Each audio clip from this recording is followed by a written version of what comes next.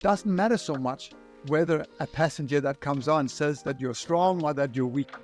What matters is that you're focused on driving the bus. What does he or she or they have to complain about? They have everything. They have all the money. Why are they complaining about their mental health? Super athletes are not superheroes. And they're not superhuman.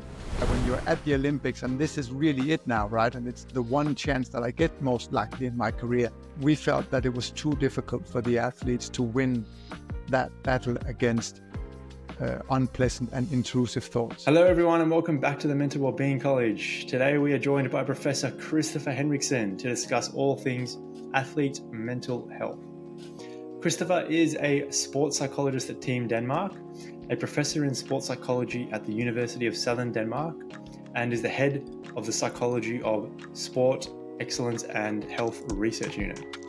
Not only has Kristoffer researched and lectured for decades in sports psychology, but he has worked closely with a number of elite athletes and sporting teams across 3 Olympic Games and several World Championships. So in today's episode, we discuss why and how athletes manage pressure differently, the new and improved therapeutic approach that Kristoffer is using with his athletes, why thinking of your thoughts as passengers on a bus can help you manage your mental health, and much, much more. If you haven't subscribed or followed already, I would be so grateful if you were to hit the subscribe or follow button, as this is how we continue to grow the show.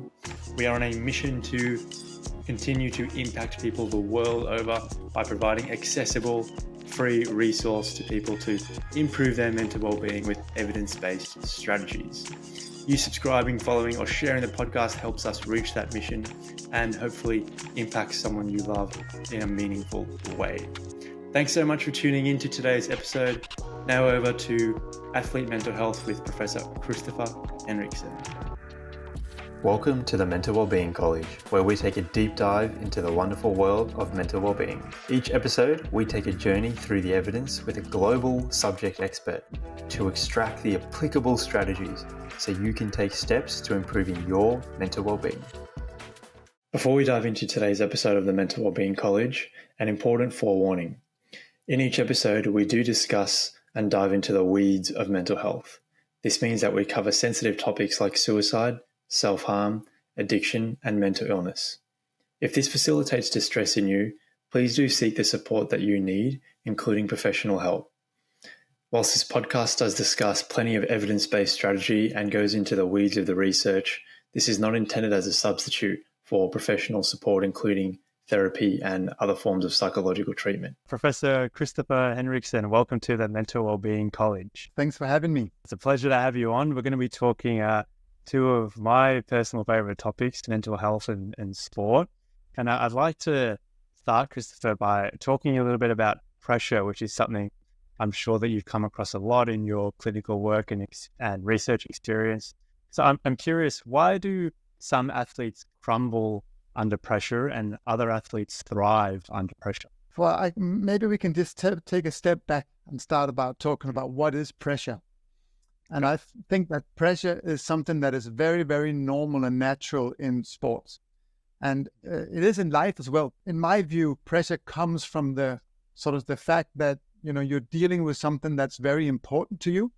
You're engaged in something that you've been, for example, training for a long time. And, you've invested time and energy and life into this. And, it's really important to you that you do well.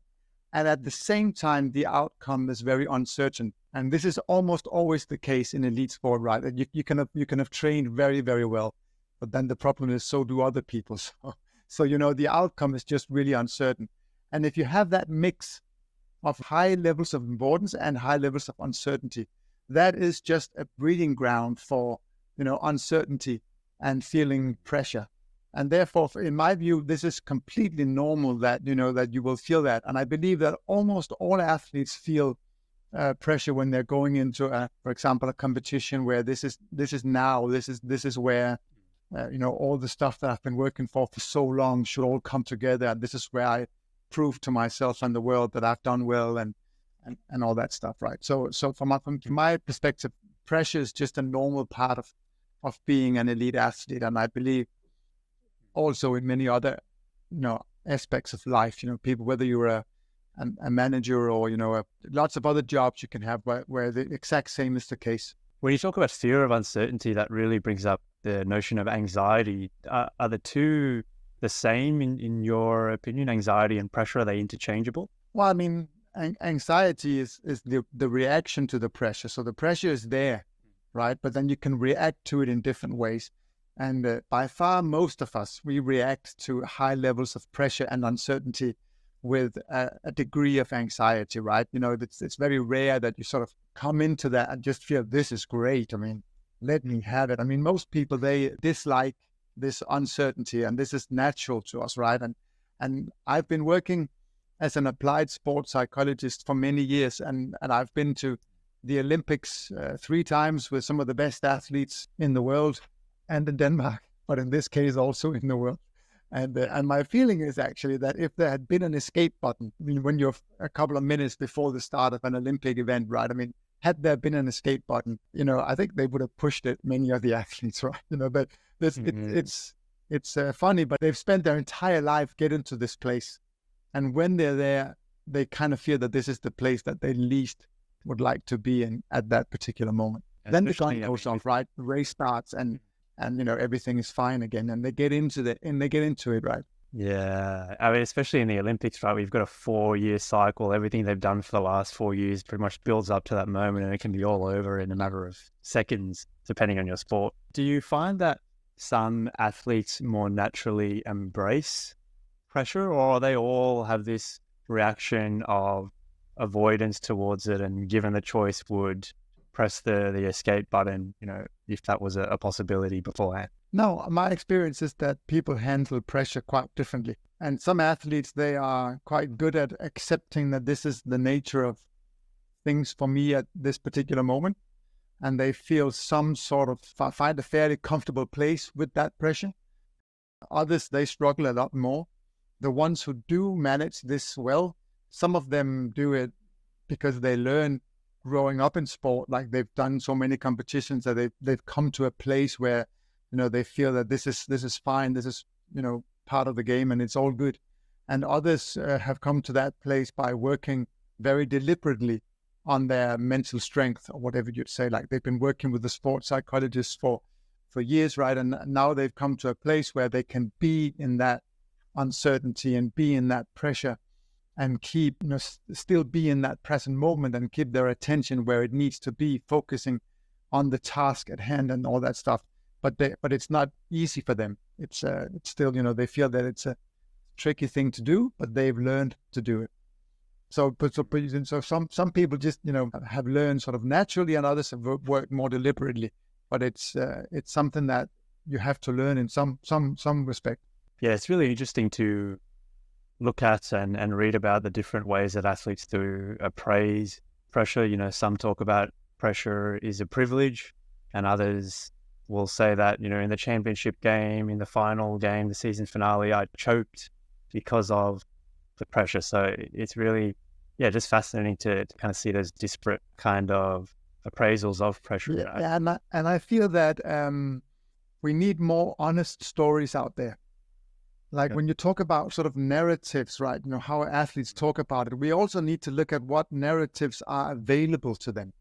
And I think often the narrative, that pressure is a privilege, and, I'm too cool for school, and I never get nervous. And those are sort of, this is what we expect athletes to say, right? We're looking at these people and they do amazing things. Like they really do things that none of us could dream of being able to do, right? And they feel like because they are so good at their sport, they should be mentally from a different planet also. But this is rarely the case. And when they tell these stories of unshakable confidence, right, I think they put unnecessary pressure on the young athletes. So these young athletes who are actually experiencing that this is pretty tough and I get quite nervous and it's really unpleasant, but I still love my sport and I want to do it and I want to learn, right? But they feel that they are wrong because they're unable to just like have a natural state of flow and happiness and feeling comfortable. But But I don't believe that very many people have that at all. I think also some of the athletes who say that I was never nervous, I think it's like it's sort of in hindsight, maybe you can sort of come to that conclusion. But I think when they're in it, that it's not right. And I think that the sport needs the honest stories much more, especially the young generation in the sport. They need to understand that they're not alone, that this is natural and normal, and this is how it should feel. When you're talking about those narratives, this really brings up the term of anxiety mindsets. I don't know if you've come across that, but that people can have different ways of viewing anxiety, as anxiety can be debilitative and damaging to me, or anxiety can be facilitative and actually help my performance in this case. And I can imagine that having successful athletes who talk about feeling pressure, feeling nerves beforehand, and that potentially help them, or at least that was a normal part of their process, can help people have more healthier mindsets towards anxiety themselves, particularly young and upcoming athletes. I'm not 100% sure I agree with this idea. Okay. So I think this idea is sort of, there's a right way to think about pressure, to experience pressure. There's a sort of, when there is pressure, you want to react in this way. You want to be in flow, in, just thinking that this is good for me and it can help my performance. And if you end up thinking, I really don't like this, then it's going to be bad for your performance. In fact, what performance really requires is that you're present and that you're focused on the task that you have to do. My experience is you can do that whether you think pressure is nice or not so nice. We're paying too much attention to what it should feel like in the situation, and we should pay more attention to what we have to do in the situation. And once you get into that sort of acceptance mindset, well, today this is what it feels like. I can register that. I can leave it be. It's all good. Yesterday it was different. Tomorrow is probably a little bit different again, but that's not what defines my ability or my performance. What defines my performance is that I manage to find my way back to the present moment, that I accept that, my mind sometimes goes off into uncomfortable directions, and that I focus on the task. I do what's needed to be done in that particular. And I think it's almost liberating to understand, like truly understand, that you don't have to have a certain feeling, certain thoughts, a certain mindset in order to perform. You just need to do your stuff really well.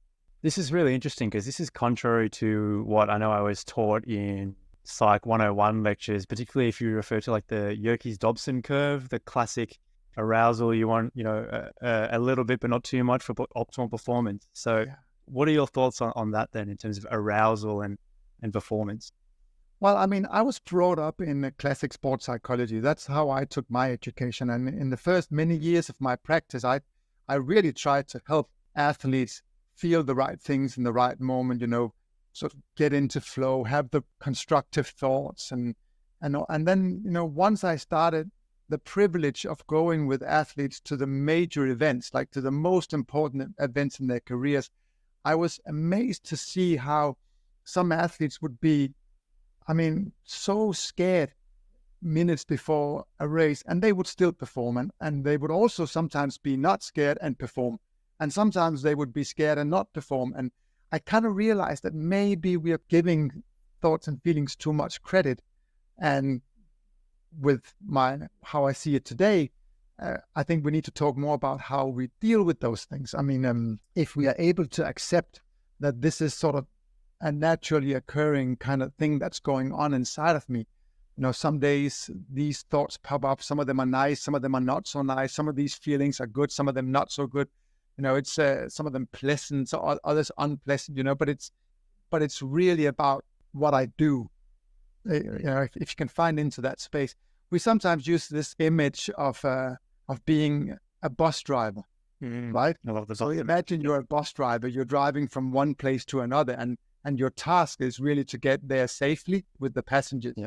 And you have these stops along the way, and sometimes passengers, they'll get on and they'll get off. And if you just imagine for a moment that these passengers are our thoughts and feelings, some of these thoughts and feelings are nice. You have passengers that are coming on and saying, what a lovely bus you have here, and thanks a lot for giving me. But then you also have passengers that you don't like, right? They're saying you're not prepared well enough, and my God, all these other competitors, they look so strong, and you're nowhere in their league. And this is so. If you fuck this up, then you're going to be. It's never going to work. With your career, and you have all these passengers. And what do you want to do with those passengers? You want to try and block them out, right? You want to try and see if you can keep them out, or you want to discuss with them and say, no, you're wrong. I'm well prepared. I am strong enough. And all the while you're doing that, the problem is you're not driving the bus, right? So what if we could teach athletes that it doesn't matter so much whether a passenger that comes on says that you're strong or that you're weak? What matters is that you're focused on driving the bus, and you can learn to just observe. You can sit there and you can focus on your task, and you can notice that passengers are coming, and some they take one step or two steps, and some stay in the bus a little bit longer, but sometimes they're, and you can just sort of observe that whole process of thoughts and feelings coming and going without thinking that it's so very damn important, and without engaging in it so much. Just notice it and keep your attention where it needs to be on driving the bus, right? That'll make you a better bus driver, and it'll, just increase the likelihood that you get there safely in the end, right? And this is what you're there for. And this is kind of, for me, this is kind of the difference between what I consider more classic sports psychology. You need to block out the thoughts that are unhelpful and invite in the good thoughts, and you need to change them, and to persuade yourself that this is right or wrong, whatever. And then onto a more sort of, we call it a third wave cognitive approach, and an acceptance-based approach, and in my view, just a modern approach to high performance, which is that it's not about what you think and feel while you're doing it. It's about what you do.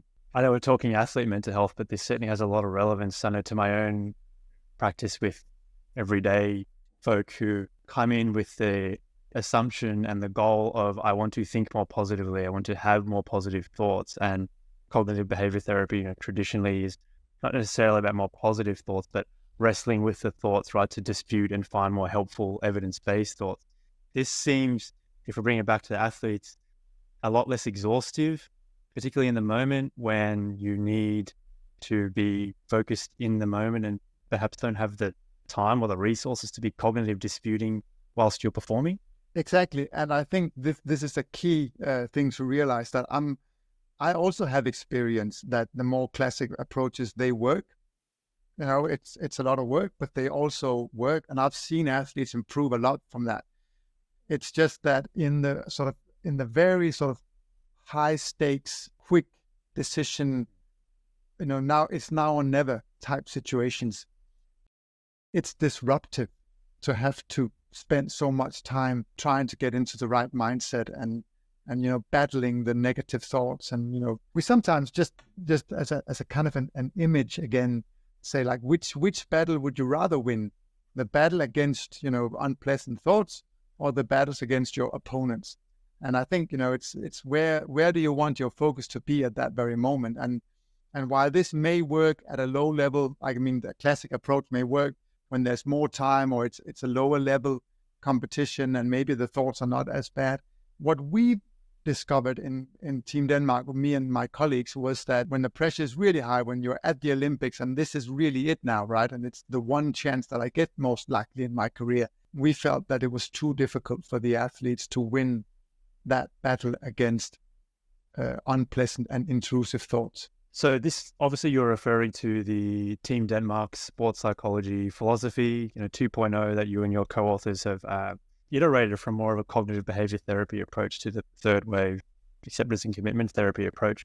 I'm curious because there's going to be a lot of psych students listening, some of whom will no doubt be considering a career in sports and performance psychology. Have you received a lot of pushback from the research, from the practitioner, more traditional sports psych world, as you iterated to more of a third wave approach, those who purport more for a traditional CBT approach? No, actually not. I think, when we started realizing that we needed to do something different, This was after the London Olympic Games, where we felt that, we could help some athletes, but there were also athletes who were still overwhelmed by thoughts and thoughts they were not prepared for, even though we had done a lot of good work, to help them realize what thoughts were unhelpful for them and try and, teach them how to modify and exchange these thoughts. And it just didn't work for them. It was just too tiresome, and it was, and they didn't manage. We realized we needed to look for a different approach. And this is when we came across, we went around the world, actually. We went to Paris at this time, where they were doing a lot of mindfulness training, and they were early pioneers in that respect in sport. And we visited them, and we went to the U.S. Olympic Committee, where we met with Peter Harbold, who was one of sort of the early pioneers in ACT.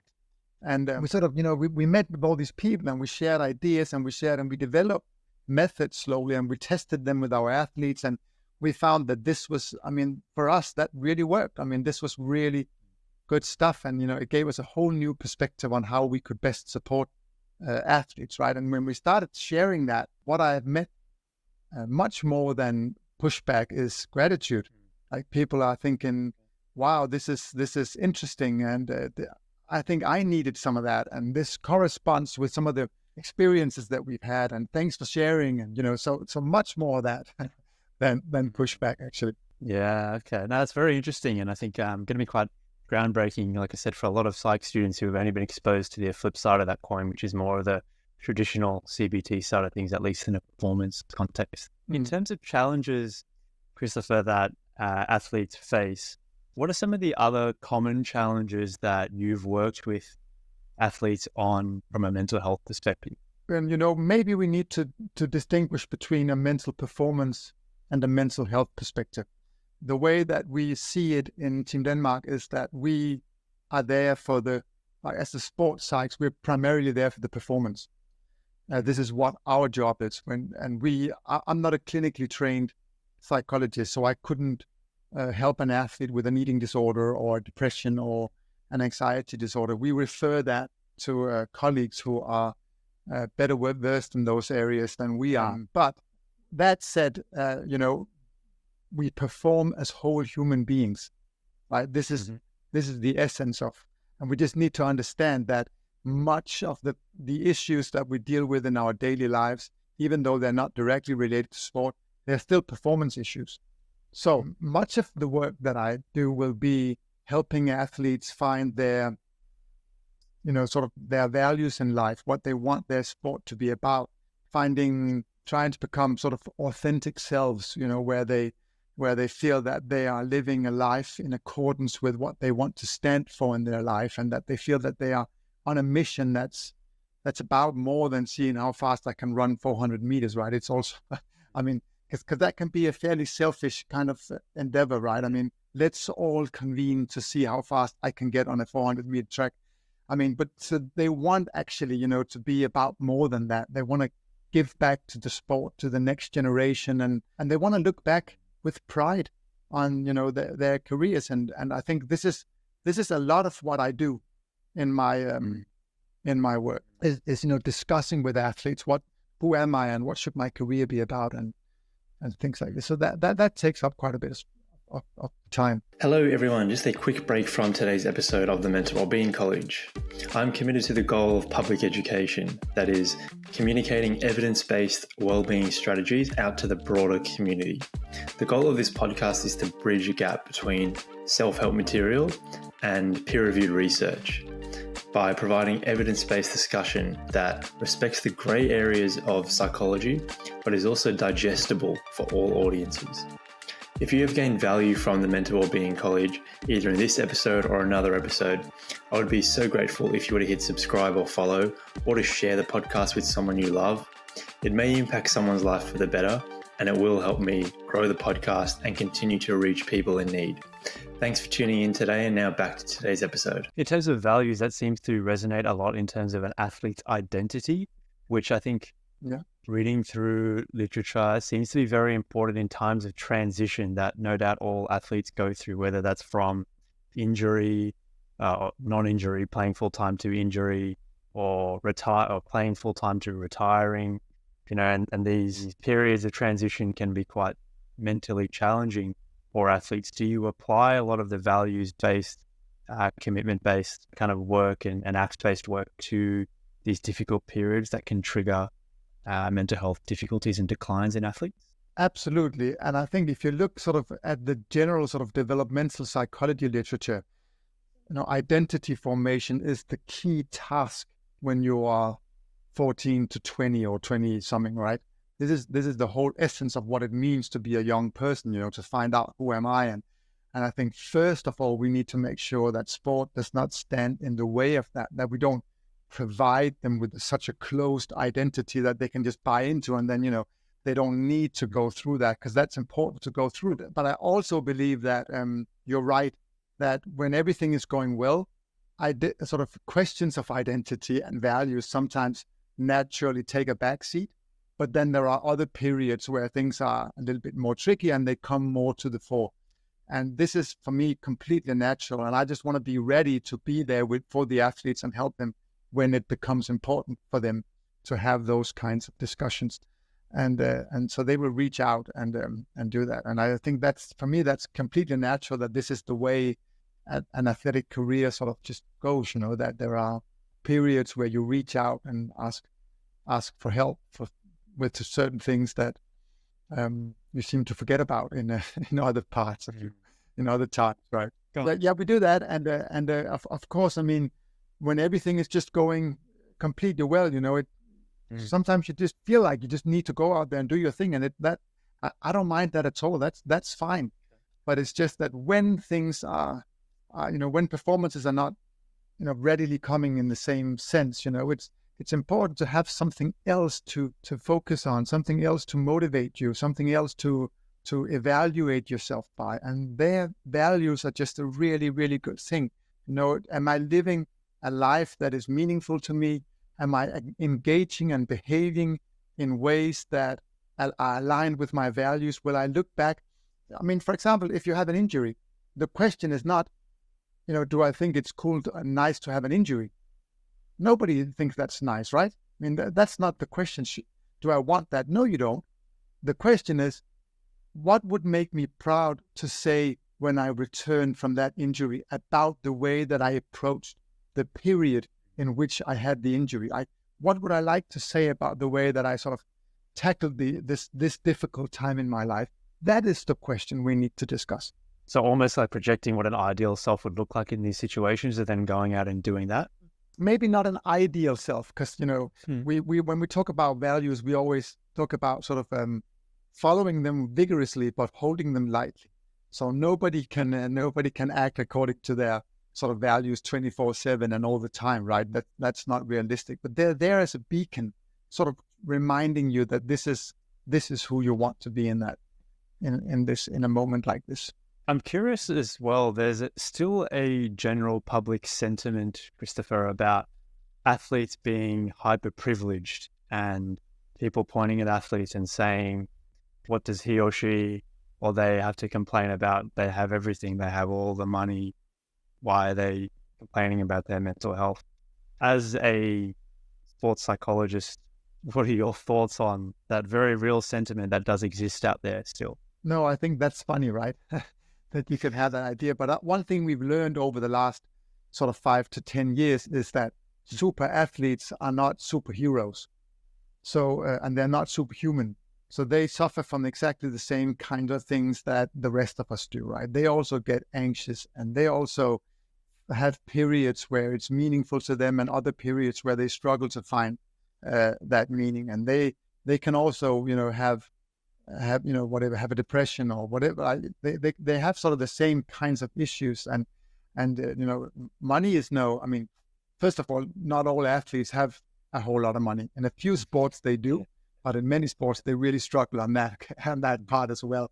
But we all know that it's not about the money. It's not like, rock stars or rich managers or whatever, they can't have mental health issues. That's just, I mean, the completely unrelated financial situation and mental health, right? No, I think that, some of these really high level, internationally recognized people have come forward over the last 5 to 10 years, 5 years maybe, like Simone Biles and Naomi Osaka and so forth. And they have paved the way for a much more humanistic understanding that super athletes are not superhuman, and that they also can have issues, and that we need to provide these athletes with environments where they can thrive and they can, experience meaning, and that they can have a good life. And I believe that we need to understand today that a good life is not a barrier to a good performance. I think we used to think that sometimes it had to be tough all the time. I don't believe so anymore. It sounds like you're really advocating for a personal life and a professional life to be integrated, and particularly if you're looking at it, I suppose, from a values and identity-based perspective. I imagine a lot of your work would be looking at how perhaps they can make tweaks in their life beyond just inside the sporting team, beyond just in performance, whether that's setting them up with a course to do for their post sporting career, or changes they need to make with their relationships. But those two are very much intertwined and linked. We train and perform and live as whole human beings. There's no other way to see that. Yes. So we will end up discussing life as such, and who I want to be in my life. That is just part of being successful as an athlete in sport. Actually, many of my interventions when it comes to sort of mental health is more focused on the environment. So when I look at the literature in mental health, and many of the interventions that have been sort of portrayed in the literature, they're very focused on the individual athlete. We talk about whether the athletes are robust or not. We talk about certain challenges, and there are more challenges the further you come in your career, and there are special challenges in the transitions. And then we talk about coping mechanisms, which are individual ways of which to cope with those pressures and challenges and so forth. And I think it's very important to lift the gaze a little bit and look at environments, because there's been this tendency that we just need to, or this idea that we need to teach athletes to cope with aspects of the environments that are really bordering on okay. So we can provide an environment where they have no influence, and where they train too hard, and there's no time for recovery, and they can never have vacations, and they can all that stuff. As long as we make them tough enough to handle that, then we're all good. I don't believe that. I believe we have to have a dual focus. Surely we need to help the individual athletes, but we also need to improve the environments in which they are in their everyday life, right? And this goes for performance. We know that some environments are simply better at helping athletes develop and perform, but it also goes for mental health. I'm certain that we can sort of say something about what characterizes environments in which athletes are more likely to thrive, to be committed for the long run, and so forth. Yeah, this suck it up mentality seems to be slowly dissipating, at least from my perspective, the outside looking in. Do you still see it existing in the environments that you're working in, that athletes are forced to almost this toxic resilience of, okay, well, the environment sucks, it's not conducive to positive mental health, but we're going to load it up all on you. You need to be resilient. You need to do better than that. If something's going wrong, suck it up. Is that still there from what you see? I do see it. Luckily, not nearly as much as it used to be, but we have to face that many sports have top environments that almost have monopoly. If you want to do this particular sport, this is the place you have to do it. You don't have like 4 national teams in swimming, right? There's just one. So if you want to be part of that team, then that's where you are. In some ways, that has not been a healthy thing, because we are dealing with athletes who are so committed. They have such a strong fire within them. They have such a strong dream that they can bear almost anyhow. I mean, these environments could do almost anything, and the athletes will still take it, But I believe that there is a change coming, that we are dealing now with a new generation of athletes that are coming in, that have a different expectation towards meaningfulness, that don't value the medal as much. I mean, they don't get me wrong, they want to win a medal, but they don't want to win it at any cost, right? So they want it to be a meaningful journey towards that medal as well. So I just believe that this whole new breed of athletes that are coming into our programs are pushing us in a really good direction, where we need to discuss issues such as psychological safety, meaningfulness, sustainability, all these types of things that we didn't discuss 10 years ago, right? And now these young people are putting it on the agenda. They're just expecting us to have an opinion about these things. And I really feel like on the bottom of my heart that this is very healthy for sport. It's really interesting what you allude to there, which I think is a power imbalance in that if there is only one national team, like a national swimming team as an athlete going in, you don't have much of a choice in terms of which is a better environment. You're kind of in that environment. And I know there was a review done recently into the Australian swim team culture where there was this toxic abuse and harassment of athletes, female athletes being pointed at like a pig noise because they were overweight, athletes being forced to run 10 kilometers because one athlete was caught eating ice cream, male athletes being forced to get out of the pool and come back in and swimming, female swimmers and bathers because they were quote unquote training like a girl from a coach. So, and in this review, one of the real key findings was that athletes didn't feel like they had a voice to speak up about it. And then if they did, there would be that fear of reprisal. So in terms of psychological safety, which you referred to earlier, Kristoffer, how do you go about changing that? Do you have any power as a sports psych to change psychological safety, or who does? I wouldn't say I have power as a sports psych, but we see a radical change in what we are asked to help with from the sports organization. So if I go back to when I started as a sports psych in 2008, whenever someone asked me to come in and help, it would almost always be on an individual level. And 9 out of 10 times it was, I have an athlete who gets very nervous. Can you help, get rid of that? This is not the bread and butter of sports psychology in Denmark anymore. More often now they come and say, we have a feeling that we could improve our culture.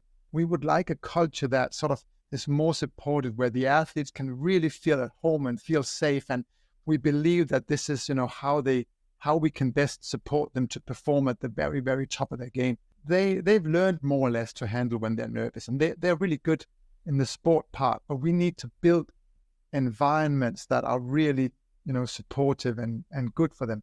And this is what they ask about way more often. So culture change projects and things like this is a lot of what we do these days in the sport. So it's the coaches and the heads of the sport that have that power, alongside some of the sort of senior athletes who can also push in the right direction. But we can definitely be the ones who then come in and say, well, this is how you can do it then, if that's what you want. So if you're commissioned as a sports psych to make that culture change, where do you start? Is it assessment, finger on the pulse? What's going on? How do you go about that process of culture? Yeah, you'd never come in and just start without knowing the team. But typically we in the way we are organized is that we are sort of associated with the team for years, so we know them pretty well. But if I was brand new, I would certainly, set aside, enough time to get to know their strengths and so forth before I started pointing out their weaknesses. It's also about creating a good relationship, right, and a trusting relationship.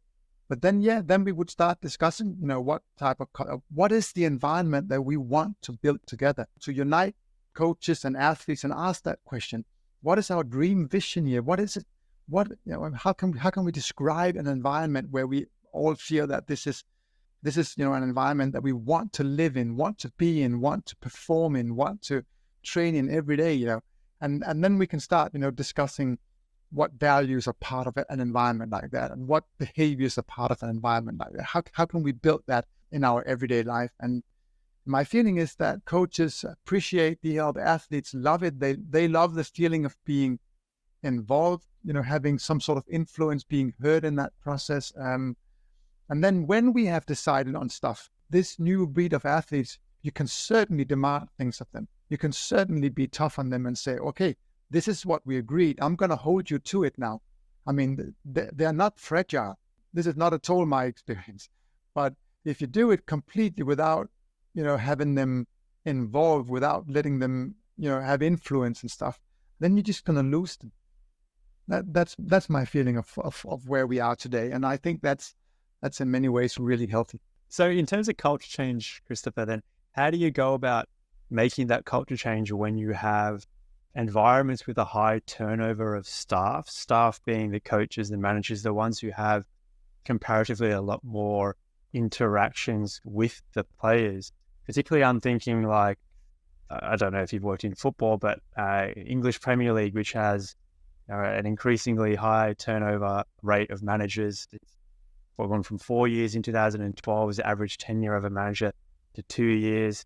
Yeah, I mean that's a brilliant question. I haven't worked in professional football, and with singular athletes I have, but not with organizations as much.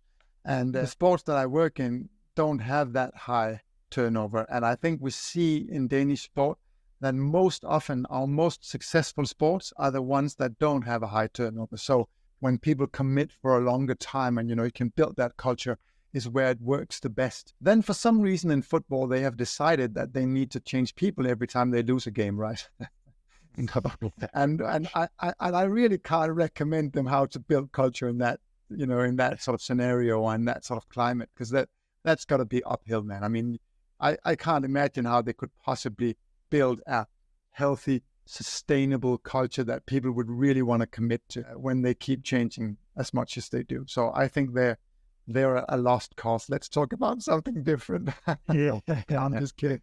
But there's truth to it, though. Yeah, no, I was speaking not on this podcast, but to Bill Bessick. I'm sure you heard of him, but he was at Manchester United for quite a while, and he had the privilege of working with Sir Alex Ferguson, where there was a long tenure, so he didn't go through this himself. But speaking to his colleagues, he said that it was literally banging their head against the wall, having to start again, because in football, right, when managers change, it's not just the manager, often it's the whole support staff, and you're working with a brand new team. Yeah, and I think also that's the reason why they don't build culture very well in those environments. Like they are often, I don't know how many, like 20 or whatever players, but they're highly skilled individuals, and they also learn to play together, but they don't commit to each other in the degree that we see in other sports where it's much more long term.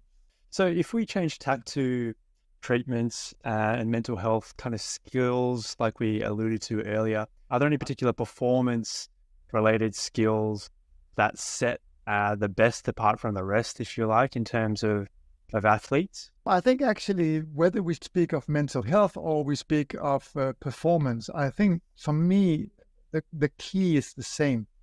I mean, if you really know your values, what you want to stand for, if you have a really good idea about who I want to be, and when my career is over one day, what I would be really proud to look back on, and you're able to take steps toward those values every day. And then you also are good at mindfulness. So so you're able to sort of register, okay, this is a moment where I experience a lot of pressure, or that, my mind is racing everywhere, and I can sort of accept that, look at it, just feel that this is completely okay and natural, and then I'll bring my attention back to where it needs to be. I think if you can do that, then you're very likely to be a good performer, and you're very likely to be experiencing less mental health issues than otherwise. I'm not saying that it's a wonder pill that if you do mindfulness you can't have an eating disorder or whatever. That would be not right.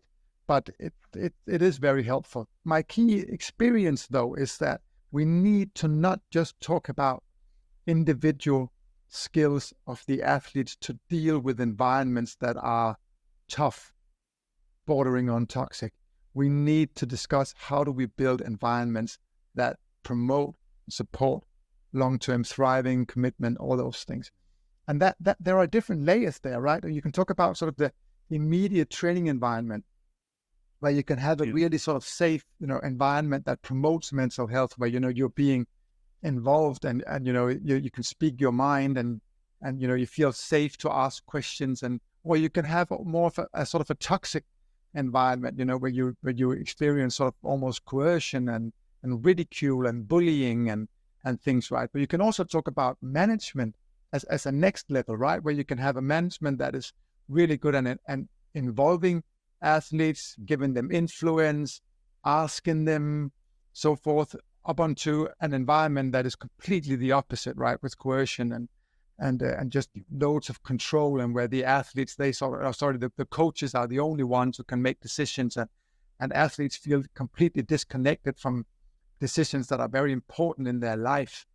And you can also talk about sort of the everyday life. You can have athletes that experience an everyday life where they are meeting contradictory demands from many directions, right? You have a national team coach who says you should do more of this, and then the club coach says no, you shouldn't, and then there's maybe an academy coach who says a third thing, right? And then the school teacher says you should focus on the school, and then parents think like a fifth thing, and whatever, and they feel like they're being torn apart in that sort of by opposing demands and requests. And then you can have a much more integrated environment in the other end, right, where you feel that people around you actually speak to each other, and there's a good sort of level of dialogue, and I know that when my club coach recommends me to do so and so, then he will have run it by the national team coach and the academy coach, and maybe he even talked to my school teachers, to coordinate. And so I think we can really do a lot of things to build good environments where athlete can meaningfully engage in something that they just love to do without feeling that they have to compromise everything in life. What would be the one thing that would move the needle the most in terms of culture change globally across all sports, all countries, for them to be more aware of mental health, more aware of providing that autonomy, supportive culture? Is it having people like Cristiano Ronaldo, post about their mental health, or the great culture that they have at their clubs? That's a tough one. I do think that it is very valuable that athletes share stories. So far, we have mainly seen athletes share stories of problems, like problematic cultures, and I think that has been very helpful for us to sort of put the topic on the agenda. Make it okay to talk about being not okay. I think that's very valuable. I think it would be really nice if we also saw athletes come out and say the reason why I've been committed for as long as I have, and felt that my career was meaningful and good, and that I've overall mainly been thriving throughout my career, is that my coaches have done so and so, and the managers have done so and so, and that the environment that I've been in, the culture has been so and so. I think that would be moving the topic of mental health away from the individual athletes and much more situated in the environment. That would be very helpful, I think. Fantastic. Yeah, I might get tweeting to my 5 followers and to try and move the needle a bit more, see if that has any influence. Is there anything, Kristoffer, that you wanted to bring up finally? You have the floor. Any piece of advice you wanted to portray at all? When we talk about elite sport, we've always known, I think, that elite sport has to be about more than just medals. We know that we've had a task in showing that we can create people who are really, really high performers, that this would be of value for the corporate life, school systems, and so forth. And what we used to say, like if you go back 10, 20 years, we would say in sport, in elite sport at least, the athletes learn to be, committed, never to quit, never give up, to be tough on themselves, we would almost sometimes even say that we taught them to be perfectionistic, or, to not accept anything but perfect kind of. And I believe that if we look at this today, we need to flip that around completely. The athletes, the young people of today are more than plenty good at that. And I believe that this is no longer the justification of elite sport. We should discuss, what is it that we want to teach athletes beyond kicking a ball or running really fast around the track? And my personal opinion would be that what if we could teach them that they can lose a game, competition, without losing courage? What if we could teach them that they could make mistakes and forgive them, and forgive the mistakes of others, that's okay? What if we could teach them that they don't have to choose between a good life and a high-level performance, that it's actually possible to do both? What if we could teach them that it's possible to have sort of a meaningful, engaged life where you do good for others and you can still reach the pinnacle in any domain, basically? If we can, be first movers in sport, what if we could teach them that they can have goals that are in the future, but they can still be mainly in the present moment, right? All these things, they would, in my view, have real value, and they would be a modern take on a justification of elite sport as more than just about creating medals and, in the best case, national pride once in a while. Ah, fantastic, Kristoffer. That's such really empowering advice, and I think really insightful, given, again, it's not what's taught traditionally to psych students, many of whom will be listening. So I think it really, at the very least, will provoke some thoughts in a different direction as to how they could approach their own practice for those who are looking to work at sports and performance. So thank you for sharing that. Thanks for tuning in to today's episode of the Mental Wellbeing College. If you've made it this far, it means that you've either gleaned a ton of value from this episode or that you've fallen asleep. And I sincerely hope that it's the former. If it is, I would be so grateful if you were to hit subscribe, follow, or share this podcast with someone you care about. My mission is to communicate evidence-based wellbeing strategies that are really accessible to people in an accessible format and resource the world over. You sharing certainly helps us to hit that mission. Thanks so much for tuning in. It really does mean a lot that you do listen or watch, and stay tuned for next week's episode on the Mental Wellbeing College.